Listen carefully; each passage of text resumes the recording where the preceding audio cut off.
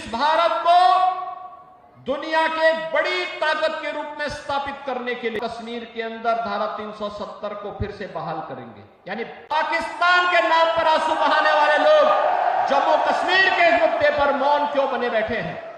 बाबा साहब भीमराव अंबेडकर के पंच तीर्थ बनाने का काम मोदी जी ने किया है।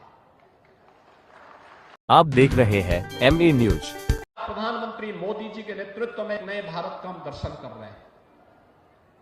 इस भारत को दुनिया के एक बड़ी ताकत के रूप में स्थापित करने के लिए आवश्यक है कि डबल इंजन की सरकार को और भी ताकत दी जाने की आवश्यकता है, और भी ताकत दिए जाने की आवश्यकता है।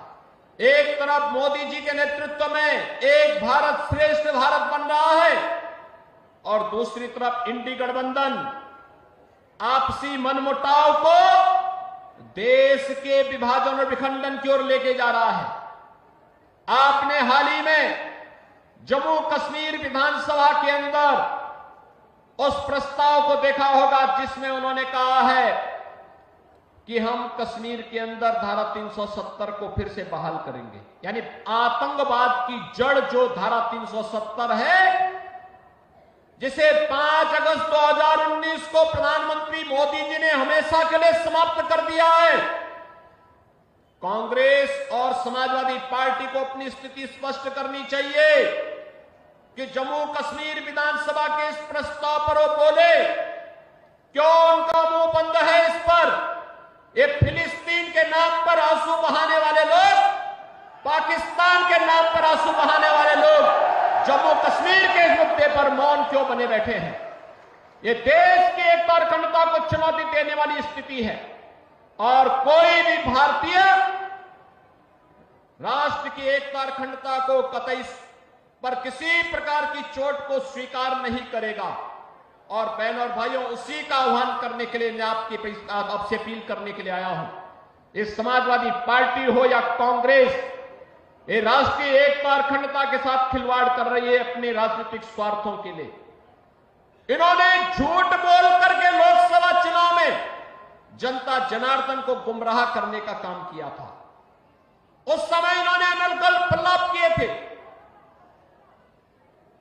बाबा साहब भीमराव अंबेडकर जी के बारे में, संविधान के बारे में झूठ बोल करके जनता को गुमराह करने का कुत्सित कार्य किया था। लेकिन अब तो आपके पास सब कुछ स्पष्ट हो चुका है कि कांग्रेस और समाजवादी पार्टी झूठ बोल करके जनता को गुमराह करके एक और संविधान के बारे में, आरक्षण के बारे में गुमराह कर रही थी, दूसरी तरफ खटाखट योजना से लोगों को बहका भी रही थी। लेकिन अब मैं आपसे कहने के लिए आया हूं, आपने मोदी जी का लगभग 10.5 वर्ष के कार्यकाल को देख लिया है। बाबा साहब भीमराव अंबेडकर के पंच तीर्थ बनाने का काम मोदी जी ने किया है।